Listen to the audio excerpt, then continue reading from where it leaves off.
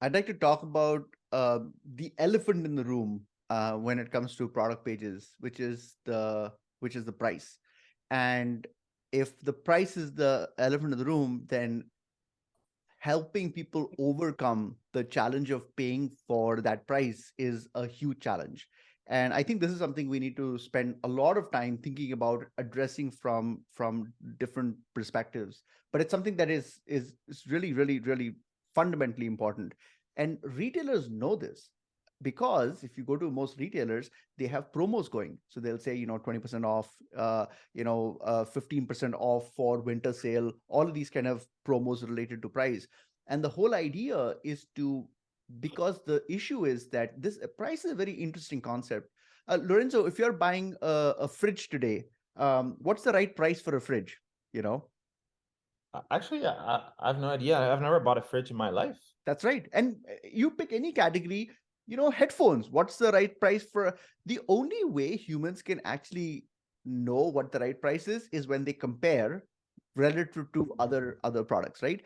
And so what happens is that the discount is a very useful anchor because it tells me that, oh, I'm saving 20%.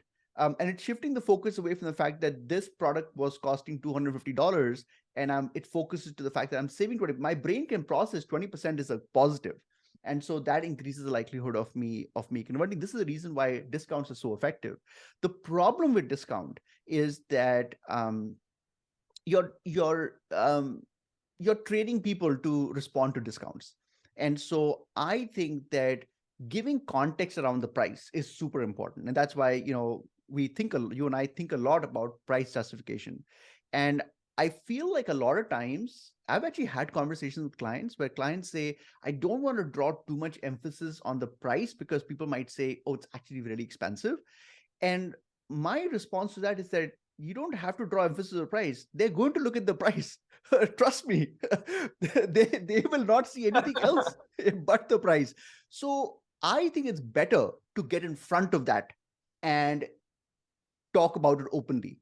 And if it's an expensive product, if it's something that is, if it's above the, if you're in the premium category, come out and say it that we're premium and here's why. And if you are yeah, so I think that if it's something that people have never, if it's a, usually prices, I mean, the constraint with I mean, prices can be an issue both on the high end and on the low end. So if I'm buying a pair of sneakers and they cost $5, that can be a friction as well, but typically it's not the case.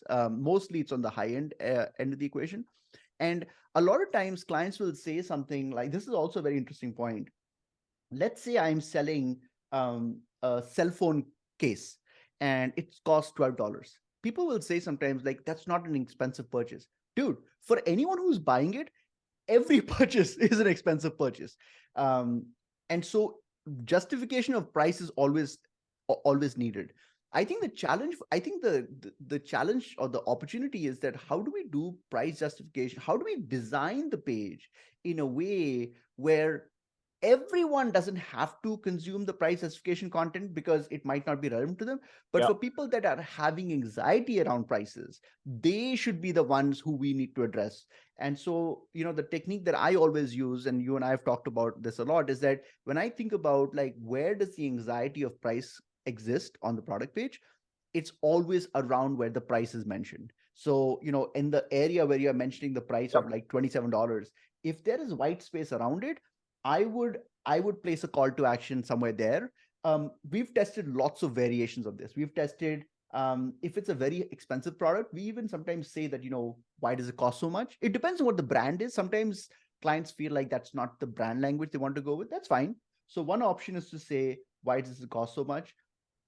A much subtler option is to say, use an indirect statement like quality really matters, or why we believe in quality, or something of that kind, because the person's brain has thrown up an objection saying that, oh my God, I can't believe that we're going to spend $75 or $62, whatever it is. And immediately, if in that same vicinity they can see something that might be a little hint about that context, they will want to click on it. And one of the reasons why I like to set this up as a clickable element is not only because I don't want to show this content to everybody, right? Because it's increasing cognitive load. Like we've talked about, every word on the page is a tax. So you don't want everyone to have to pay the tax if they don't care about the price or if it's not the biggest criteria for them. But the other benefit is that it allows me to now track to see how many people actually care about this detail. And then, of course, the other benefit is that because now they're clicking on this element and they're seeing new content, which means now I can start running experiments in the back end to change that content depending on which version they're seeing. So, just at a broad level, that is kind of like the mechanism that I use for price justification. But the basic idea, the philosophical idea, is that always explain why your prices are what they are, because it is the number one thing that consumers are thinking about. So I don't know what your interpretation of this is, but Yeah, no, it's very clever. I want to give people actually an idea. So let's say like a lot of people don't have any idea where to start in order to create that copy, that messaging around price justification. I actually want to give people an idea about how to go about finding that angle, that copy, by actually reading out loud some content that I discovered. So you and I a few months ago did an episode on Magic Spoon, the direct-to-consumer brand that's super successful. I think recently they raised like a few hundred millions again. Like the guys are smashing it. It's a cereal company, super clever marketing. Both you and I love what they're doing. And a few months ago, we reviewed their product page for the main product that they sell.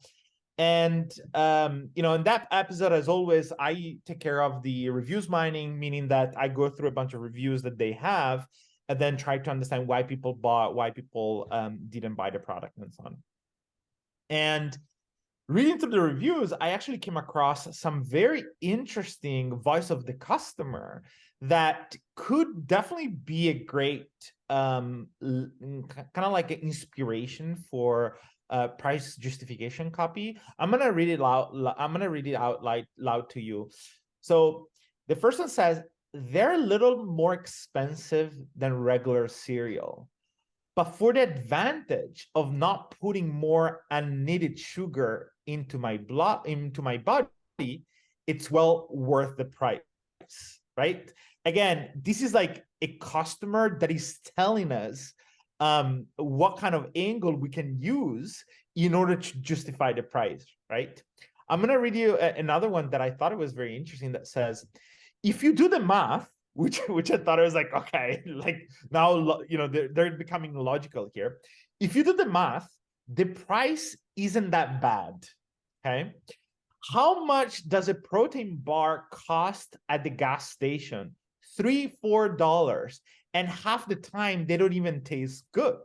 Right? Here we go. Another selling angle that you can use as an inspiration in order to come up with a copy for the price justification. I absolutely love it. I want to add one more thing over here from a buyer psychology perspective, is that a lot of times price justification is a checklist item our brain creates because it's trying to protect us from unnecessarily spending money. So in a weird way, how you justify it is actually less important from the fact that you did justify it. Sometimes people will just start reading it and they'll immediately say, okay, they've made an effort to explain it. It's good enough for me to make a purchase.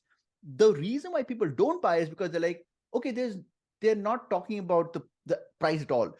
So how you talk about it is actually less important. Of course, there are better ways of talking about it, because both the examples that Lorenzo gave were actually very clever, cherry-picked examples from the voice of the customer thing. But I would say both will be effective. So I don't think we need to, you don't have to worry too much about like, well, would example one be more effective than, you can test it for sure. But if you don't have enough traffic, the fact that you are giving context, it allows me to kind of, you know, understand, like a lot of, a lot of SaaS companies do this a lot, right? They'll say like for less than the price of one latte a day or something, right? I mean, that's exactly what they're doing. It's a form of price justification, because people don't really know how much $30 a month for a subscription of software really means. But when you kind of resolve it into something they do recognize, which is the cost of latte, that's a form of price justification. So I think these techniques are very, very effective. And so yeah, I think this is I actually think this is one of the most important topics, because you know, it's funny because I was talking to a customer many years ago and asking him about survey data that they did with customers, their customers, asking them, what they like, what they don't like. And he says, every time we do the survey, we get the same number one criteria is, what is it, Lorenzo? What do you think it is? Price. Exactly. Price is the number one criteria. So people are thinking about it consciously. And I think, and again, the reasoning that brands use, I think is flawed. Their reasoning is that if we talk about the price, then we are actually drawing more attention to this negative fact that it's expensive. Again, there's nothing you can do about it. They're going to think about it. Also, sometimes they'll even say, like, well, if we talk about the price, what if the user were to kind of go to Google and look for alternatives and find a cheaper alternative? That also is always the case. Like, I mean, these things are going to happen irrespective. So I think you're better off getting in front of it. In fact, I would say, I think it'd be very effective to actually have copy that says that, if you have the time to do your own due diligence and go to Google, by all means do it. Problem is that when I hear that, I'm like, damn it, they must know something that I don't know. So they probably won't even go, right? So the way I think about this, Rishi, is there's three truths in life: tax, death, unfortunately, and that people look at price on a product page. I can't think of anything else. No, I think it's a really relevant, I think it's a very relevant point. That's funny as well. Yeah, I think this is a very interesting topic. Thank you for sticking around, guys. If you're new to the channel and you've done a YouTube search looking for, pricing techniques or price marketing or price justification, and you found it, I want you to know that Lorenzo and I are crazy marketers who every single day we have a discussion about experiments that we're running or things that we've seen on another website. So if you want to get essentially a cheat code to leapfrog in front of your competition, subscribe to our channel. We also respond to every comment. So if you write a comment, we will respond to it. We really appreciate likes. We want to send a signal to YouTube so they understand that this content is being liked by people. Thank you for sticking around, and we'll be back with another episode. Ciao. Yo, ciao.